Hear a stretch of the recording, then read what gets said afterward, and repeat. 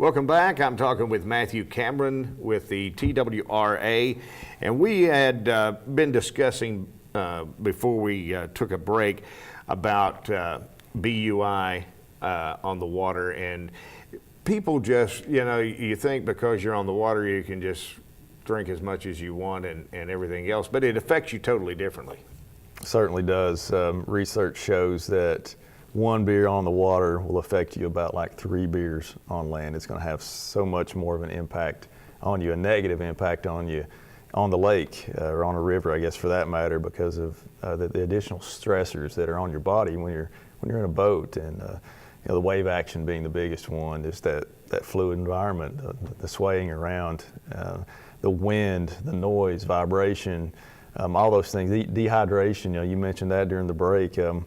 It's hot out there. We're going to drink additionally to try to stay hydrated, and you're losing water, and that alcohol concentration is just getting higher and higher because you're putting more alcohol in your system. So it affects you worse on the water, and I think anyone that's ever been in a boat could relate to that, because you've been out on the boat for a few hours, you get to the dock, you get to the boat ramp, as soon as you step off that boat, you're like, whoa, I feel like I've been drinking, may not have a drop to drink. So right. Alcohol affects you a lot worse on the water.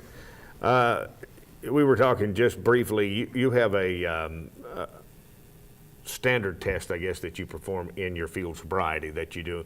And a lot of people wonder, how do you do field sobriety on a boat? Mm-hmm. But there are several ways that you do that, and it's been researched very heavily. Yes, sir. Fortunately, they standardized tasks that can be administered inside a boat now. There's no need to take someone to shore to determine if they're impaired or not. And before, that was part of our battery, was walk and turn, one leg stand, things people see that a highway patrolman doing on the side of the road. But now we can do them all in a boat. They're very good tasks. They're very simple.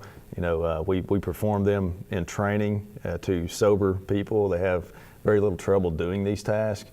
You add alcohol to the mix, you get them up to a 0.07, 08, 09, right there around that legal limit, and you start seeing these clues, these visual clues that we look for when determining if someone's impaired or not. So it's a very strong battery of tasks, and we're very happy to have that in our arsenal. Operation Dry Water, what is that about? Operation Dry Water began in 2009, and it's a nationwide BUI enforcement campaign. Every state in the U.S. Participates in it, a few Canadian provinces and so forth, but we all get out the weekend prior to the 4th of July holiday.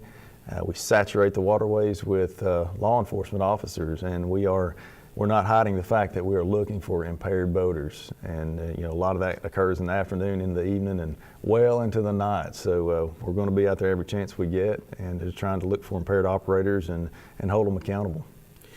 And it's a tough thing because you all don't have backup as easy as other people do.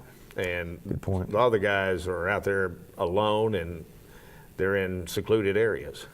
Yeah, it's backup's a little different when you're on the lake, and we try to run 2 officers per boat anytime we're out there. So many things can happen to you on the lake, even to our guys. We've had officers thrown out of boats and had not had life jackets on, we'd have been in trouble. So we have problems too. So we run 2 officers per boat, and looking for the impaired boaters. So we'll be out there this year. It runs from June the 30th through July 2nd. Then of course we're going to be out there on the 3rd and 4th anyway. So that entire weekend, beginning on Friday all the way till Tuesday, expect to see us out there, and we're definitely looking for drunk boaters. So keep a sober operator. It's not illegal to have alcohol on a boat, and people that are of age, 21 or older, can consume alcohol and enjoy themselves. We recognize that, but at the same time, you need to have a sober operator. Absolutely. Moving towards the fisherman, the avid fisherman that goes out in these boats and that sort of thing, even if you're fishing from the bank. Fishing license, talk a little bit about how one gets a fishing license, and if that's like transferable from state to state, or do you have to get a license for each state that you do your fishing in? Yeah, anyone, 13 or older has to have a license to fish or hunt in Tennessee, and there is a youth permit for 13, 14, and 15-year-olds. It's less than $10 annually. I'd have to look it up to get you the exact price, but it's a sportsman's license. Those kids can hunt and fish and do everything for a very small fee. But 16 and older, to make a long story short, have to have the annual Type 001 fishing license, and it's good for anywhere in the state. And there is a South Holston reciprocal agreement license up here in Tennessee and Virginia. Virginia folks can buy it, Tennessee folks can buy it.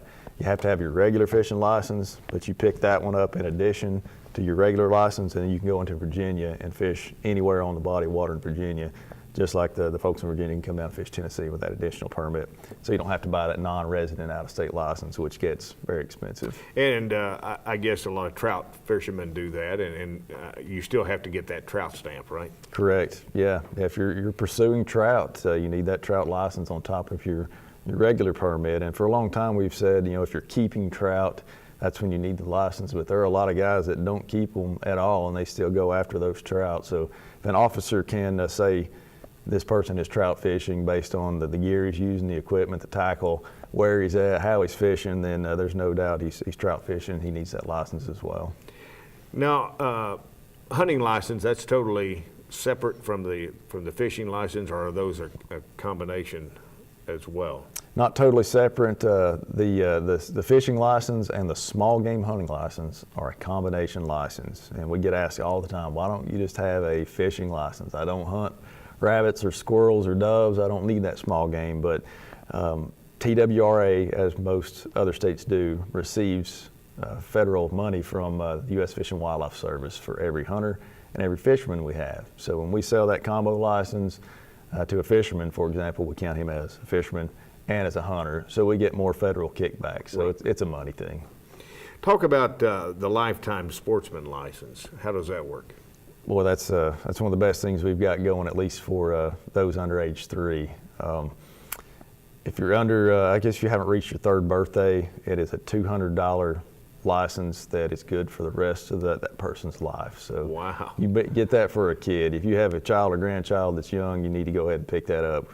No matter what happens the rest of their life, they may not hunt or fish ever, but they have the privilege of hunting or fishing and never having to pay that big license fee. But for someone my age, I'm right there in that middle zone. That's going to cost me, I think, $1,600-1,700 for me to get my lifetime, which is a lot of money. But if you plan on living a long time and hunting and fishing, it would be a good deal if you could pony it all up at one time.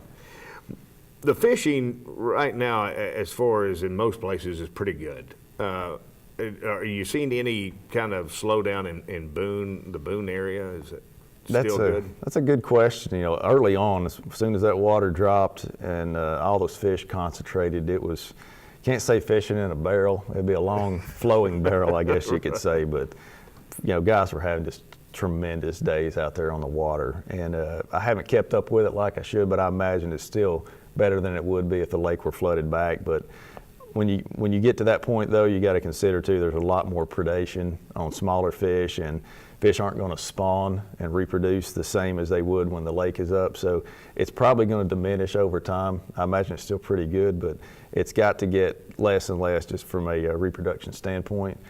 So that's why TWRA and TVA are working with private landowners to plant vegetation on the shoreline. So when the water comes back up and it refloods, you're going to have a lot of vegetation out there, and that is beneficial for a reproductive standpoint to the small fish. Mm-hmm. The fish will start spawning again like they used to, and then the little fish will have a place to hide and give them a chance to grow, because right now they don't have that. As soon as they're hatched and get big enough to eat, something's chasing them. So I think that's going to go a long way in helping restore the fishery to Boone Lake.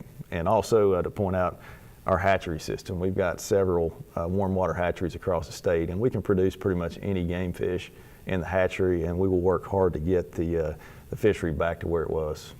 We have about 3 minutes left, and I want to kind of shift gears and go over to snakes, and it's that time of year. I mean, you're going to walk up on them and that sort of thing, but I guess some of the most dangerous ones around here. Do we have really a lot of extremely venomous snakes around our area?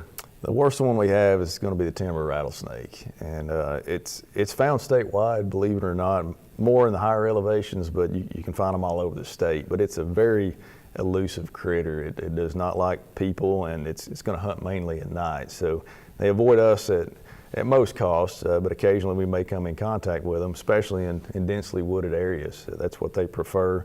And same thing with the copperhead and the rattlesnake. We'll throw them together here, I guess, for time's sake. But if you're going to be hiking or be in the woods, stay on a trail. If you're just a wanderer like a lot of guys are that go through the woods, you got to be prepared for encountering one. And crossing a log in particular, the timber rattlesnake and the copperhead both love to lay at the base of that log, wait for a rodent to come running across the top of it, and they reach up and snag him, and they've got dinner there. So you step across that log, you step on or near a rattlesnake or a copperhead, they're probably going to defend themselves. And 85%, this is an amazing statistic, but 85% of snake bites occur below the knee. So wow. Long pants, high boots on, you're probably going to deter most snake bites.